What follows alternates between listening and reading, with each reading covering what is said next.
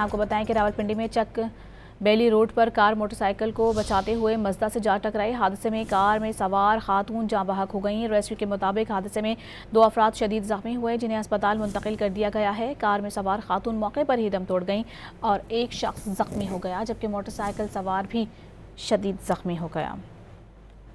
आपको बताएं कि रावलपिंडी में चक बेली रोड पर कार मोटरसाइकिल को बचाते हुए मजदा से जा टकराई। हादसे में कार में सवार खातून जाँ बहक हो गई। रेस्क्यू के मुताबिक हादसे में 2 अफराद शदीद जख्मी हुए, जिन्हें अस्पताल मुंतकिल कर दिया गया है। कार में सवार खातून मौके पर ही दम तोड़ गई और एक शख्स जख्मी हो गया, जबकि मोटरसाइकिल सवार भी शदीद जख्मी हो गया।